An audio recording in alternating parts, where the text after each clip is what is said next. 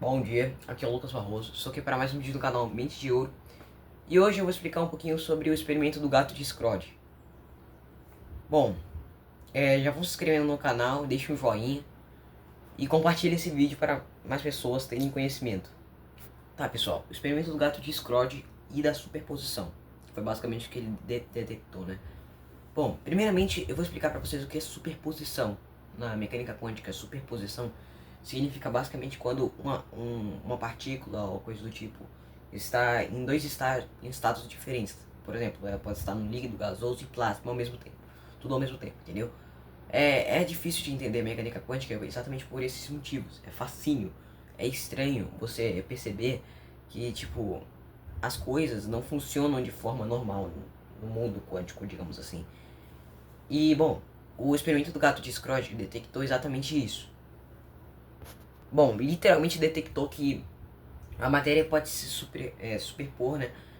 Ter uma superposição variavelmente se tem observador ou não. Isso é muito estranho, porque, bom, com observador e sem observador, a matéria deveria se comportar da mesma forma, né? Da mesma forma com aquele dilema da árvore da floresta, que, tipo, se uma árvore cai na floresta, ninguém ouve o barulho, mas de qualquer forma a gente sabe que ela caiu. Mas na mecânica quântica é diferente, entendeu? E esse é o problema. Bom, o experimento do gato de Scrooge foi literalmente Scrooge, o cientista Scrooge, né, que colocou um gato dentro de uma caixa. Nessa caixa possuía uma outra caixinha pequenininha com rádio e um frasco de veneno. Dependendo da quantidade das ondas, né, de rádio que seriam soltadas, até uma espécie de alavanca pequenininha, o veneno, um martelinho poderia cair no veneno e estourar o veneno, fazendo assim com que o gato morra. Aí então, Scrooge usou uma fórmula para calcular se o gato morreria ou não, com essa variável ondular. E ele percebeu esse negócio da interferência, né, da superposição. E até hoje, esse experimento do gato de Scrooge é um dos experimentos mais loucos da física, um dos experimentos que no mais, menos fazem sentido, né? Porque, bom, superposição e você conseguir atravessar um meio sólido sem meio que literalmente você atravessar um meio sólido. Por exemplo, é, é, eu pego um livro, esse livro aqui, eu pego esse livro e atravesso ele exatamente por aqui, ó, passando por dentro dele, entendeu?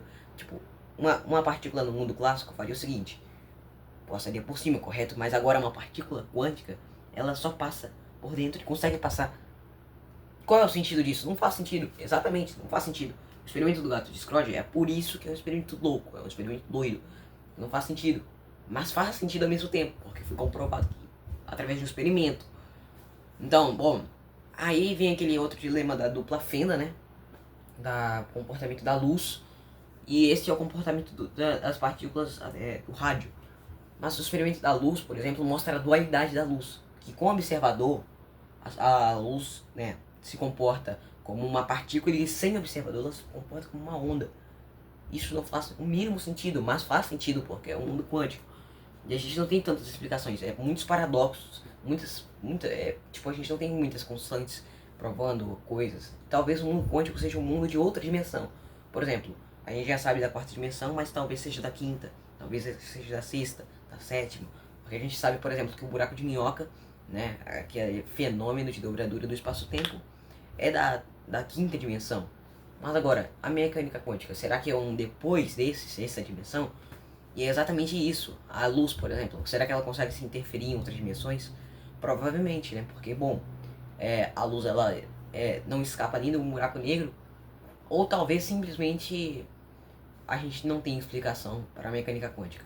Esse experimento é simplesmente marcante, exatamente por conta desse meio da superposição, que no caso a partícula, no caso a partícula quântica, ela se comporta é, de forma diferente, a superposição se comporta de forma diferente com o observador ou sem observador. Gente, o observador interferir no comportamento da matéria não faz sentido. E exatamente por isso que Einstein muitas vezes descartava a mecânica quântica. Mas hoje em dia a gente tem que o experimento da dupla fenda, né? Entre Einstein e Niels Bohr, que eram outros cientistas que estavam discutindo com Einstein sobre o experimento da dupla fenda e sobre o comportamento da luz, nós hoje descobrimos que Niels Bohr estava certo. e que Einstein estava completamente errado. Não completamente, claro, mas estava errado em relação a uma parte da teoria da dupla fenda, que era basicamente a dualidade da luz e a superposição, a superposição do rádio, que também é do experimento do gato de Schrödinger. Então a física é dividida em duas partes: a parte que defende as teorias básicas de Newton e as teorias da relatividade e as novas teorias, né? O novo mundo, o gato de Schrödinger, Niels Bohr. E bom, a dupla fenda e o experimento do gato de Schrödinger só mostram que tipo, a mecânica quântica não está nem perto de ser desvendada. E a gente vai demorar muito ainda investigando, fazendo novos experimentos todo dia, claro. Mas bom, o experimento do gato de Schrödinger, ele também tem um entreponto: as ondas de probabilidade. Ou seja, as ondas de probabilidade, elas são basicamente partículas que podem se comportar como partículas realmente, ou como ondas em determinadas possibilidades. Por exemplo, na reflexão dos nossos olhos, talvez haja algum comportamento, uma interpretação cerebral que esteja errada. Talvez nossos sentidos estejam sendo interpretados ou sendo ou interpretando, né, de forma incorreta. Isso pode ser uma possibilidade, claro, mas é muito difícil porque outros observatórios, outros observadores, né, por exemplo, câmeras, coisas do tipo. Mas só quando você vê o resultado você percebe que está errado, que na verdade, por exemplo, pode se comportar como uma partícula, e quando você observa o resultado, quando você observa o experimento e você observa o resultado, aí sim você percebe que ele se comporta como uma onda. Sei lá, é um exemplo, por exemplo, mas não faz sentido esse comportamento dual. Mas, bom, pensando bem, talvez essa radiointerferência, essas ondas de probabilidade, seja exatamente isso. A superposição faz com que as partículas, elas não sejam, tipo... Já ouviu falar no constante de Planck? Com certeza. A E igual a H vezes V. A constante é só o H. Mas a energia, ela pode ser redistribuída em outras proporções, ou seja, superposição. Exatamente a superposição.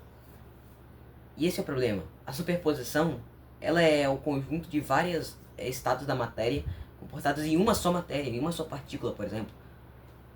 E isso pode fazer com que basicamente uma partícula, ela se comporte, por exemplo, isso faz com que uma partícula vibre, com certeza. Mas supondo que essa partícula vibre, mas outra partícula se choca com ela, ela vai se mover muito rapidamente.